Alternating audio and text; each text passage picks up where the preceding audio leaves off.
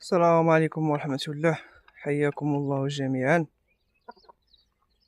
اليوم إن شاء الله غندويو على واحد السلالة أغلبية كيسولني عليها، الأغلبية باغي يكسبها. اللي كيتصل بيا تيقول لي واش كاينة هادي حرة، بغيت أسترالوب الأسود حر ولا الأسترالوب بصفة عامة.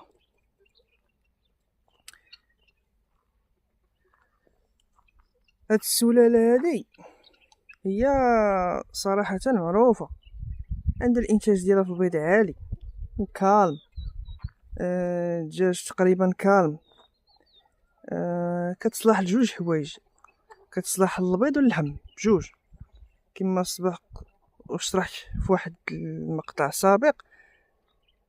كاينه السلالات اللي كتصلح ليهم بجوج، البيض واللحم. هاد الاسترالو صالحه للبيض واللحم. هي الاصل ديالها من استراليا، الاصل ديال الدجاج هادي من استراليا. كانت واحد التجربه اللي كانوا داروا، خداو كما كنقول خداو استرالو وزوجوه مع الاوربينطون.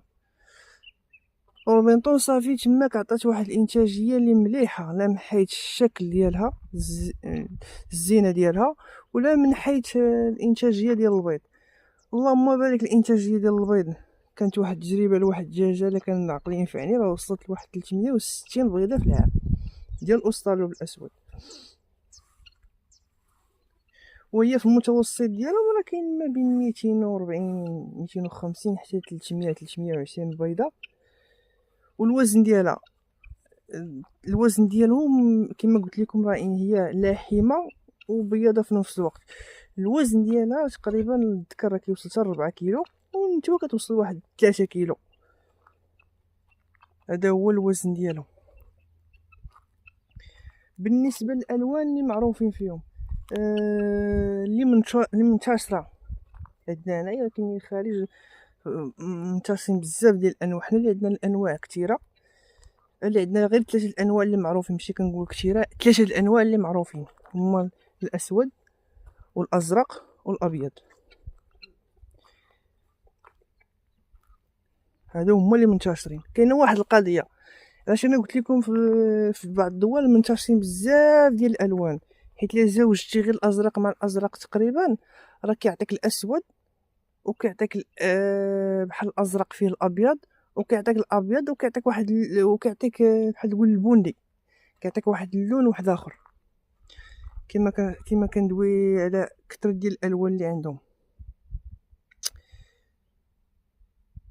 دابا بالنسبه الاسود، اللون الاسود ديال الاسترالوب، اللون ديالو كيكون لامع في الشمس، بحال دابا في الشمس بحال هكا خارجين بحال هكا، اللون ديالو كيكون لامع. عندي شي حبات هنايا ولكنني راه ما كيدير تصورهم صعيب. وهو البلافو في اللحم وفي الانتاج ديال البيض، هو البلافو في الانتاج ديال البيض. اللون الازرق ناقص واحد شويه، ناقص واحد شويه على اللون الاسود. اما اللون الابيض قليل، ما منتشرش بزاف، والمشكل ديالو ما كيتلاحش بزاف، حيت ما مقبولش اصلا حتى في السوق. اللون الابيض ديالو ما مقبولش في السوق. هو عنده بزاف ديال الايجابيات هاد الاسترالوب، هاد السلاله ديال الاسترالوب، ولكن المشكل اللي عنده بالتجربه اللي عندي نعطيكم واحد المشكل ديالو. هو الا مرض العلاج ديالو صعيب، كيمرضك بالنسبه انك مربي، كيمرضك باش كيتعالج.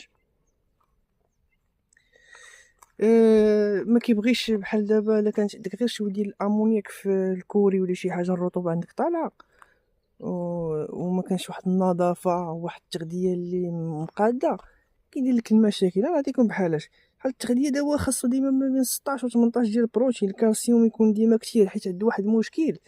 انا نزيد لكم مشكل اخر، المشكل اللي عنده عاوتاني في البيضه. البيضه ديالو الا ما عطيتيش الكالسيوم البيضه بزاف كتكون رقيقه. ولا لقيتي اغلبيه عندك في الكوري الدجاج حاط البيضه بلا قشره، عارفه اغلبيه من عند الاسترالو، عند الاسترالو هو اللي كيحطو بحال هكا. هو هو كيصبر للبرد، ولكن راه كيمرض. ما كانتش الرقابه كيمرض، كيصبر للبرد. هو كيتاثر بالزربه بالتغذيه.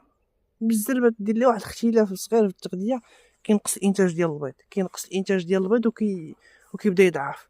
هو لا بدا كيضعف صافي بالزربه الموت المفاجئ عنده بالزربه.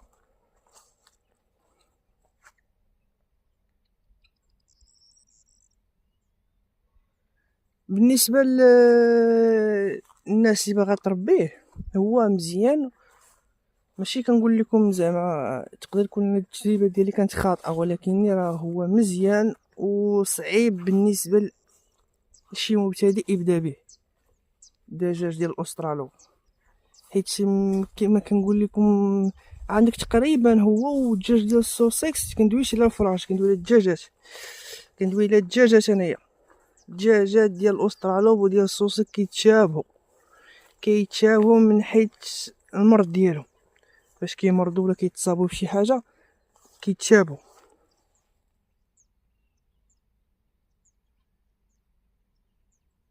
هو نعطيكم واحد القضيه، اغلبيه ديال الدجاج اللي كيكون ضعيف كيحافظ على النسبه ديال البيض ديالو. هاد الاسترالوب ما كيحافظش على النسبه ديال البيض ديالو، في الصيف كتهبط. الماكله ديال درتي شي تخربيقه ولا رولتي له شويه د الماكله، مشى لك الانتاج ديال البيض عول مشى.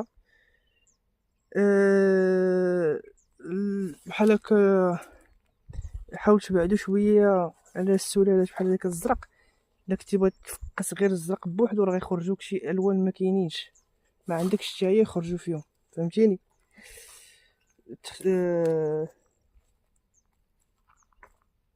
هاد المشكل دابا اللي كاين في هاد ديال الاستراليا تيخصو واحد التربيه خاصه، يعني بحال التربيه الحره. نقدر نقول ما كتوالموش بواحد النسبه ديال 80 90%، ما كتوالموش. تيخصو يكون عنده واحد الرقابه خاصه، الرقابه ديالو بوحدو خاصه. الدجاج ديال الاسترالو بجميع الالوان ديالو، بجميع الالوان ديالو، خصوصا دابا اللي معروف عندنا هو الاسود. بجميع الالوان اللي خاص واحد التربيه خاصه، تيخصك واحد الرقابه ديالو خاصه.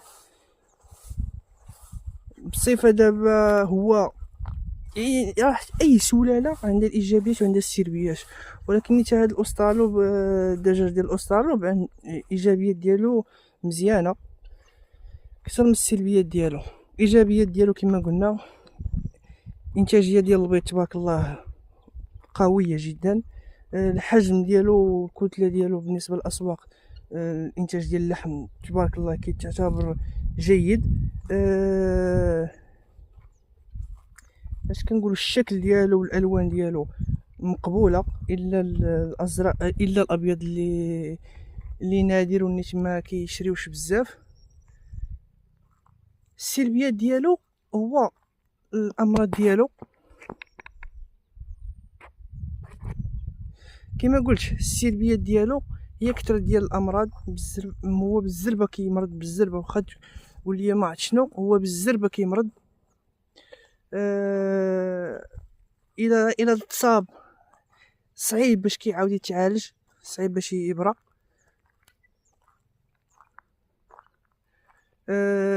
يعني الا كنتي دابا نخلي لك دابا انت السؤال ديالك، الا كنتي دابا انت مربي شنو غادي تختار؟ اش من اللون غادي تختار؟ وكيفاش غادي تتعامل معاه؟ وكيفاش غادي تختار تتعامل معاه؟ هذا السؤال كيبقى لك.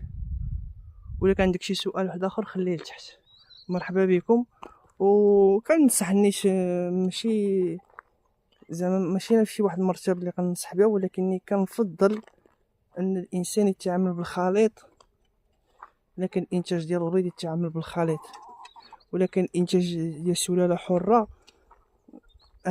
يتعامل بها حتى هي مزيانه. اللهم يسر، حفظكم الله ورعاكم. تحياتي لكم.